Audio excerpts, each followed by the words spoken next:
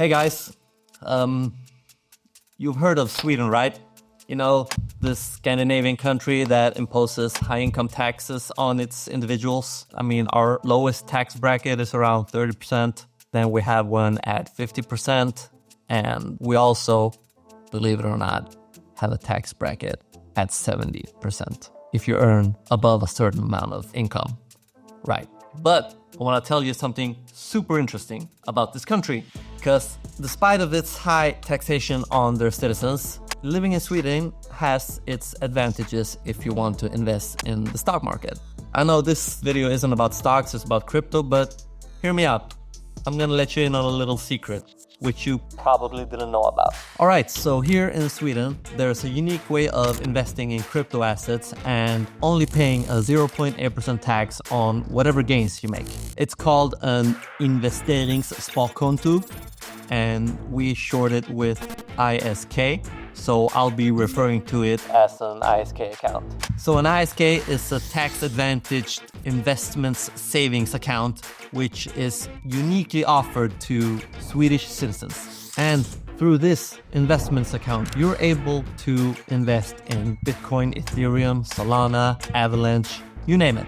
And even if you're not Swedish, this information will be interesting to you, because in Sweden, they tax you very high on personal income tax. So being able to pay a 0.8% tax is pretty amazing. I don't think you could ever imagine a country like Sweden offering this to their citizens, right? So this ISK account was initially created to facilitate and encourage people to save money. So it was specifically created for private individuals, which means that no businesses or corporations are allowed to invest money in these ISK accounts. So in these ISK accounts, instead of paying tax on every trade you make, if you cash out, if you move your money or whatever, it doesn't matter, because you pay a tax on the total value of this account on a yearly basis.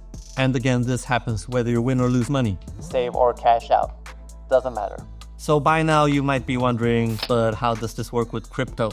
This was initially created to invest in stocks and companies. Well, through these accounts, you're able to invest in something that we call certificates, which are basically just like the American ETFs, tailored for crypto investments here in Sweden. So the principle is the same. You don't actually own any of the crypto assets that you purchase via these certificates, but you do own the right to follow along with the price appreciation or decline, whichever. So what you essentially own is a IOU, a promise to match the price of the crypto asset. So in my personal opinion, there's a downside. You don't own any crypto, and I personally think that it's very valuable to own cryptocurrencies like Bitcoin and Ethereum, maybe Solana, but you can't argue with the upside. 0.8% tax. Imagine you bought Solana at $7 and you decide to cash out now when it's at 200 something. You would only pay a 0.8% tax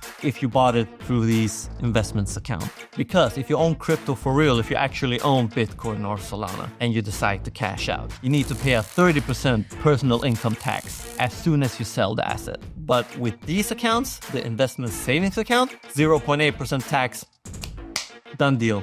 A huge advantage over the downside. And living in Sweden, everything is simple, automated. You don't need to do anything. You just invest, you just cash out. And then our tax agency is in communications with whatever broker you chose to purchase these crypto assets. You just play around, invest, cash out. Simple, done.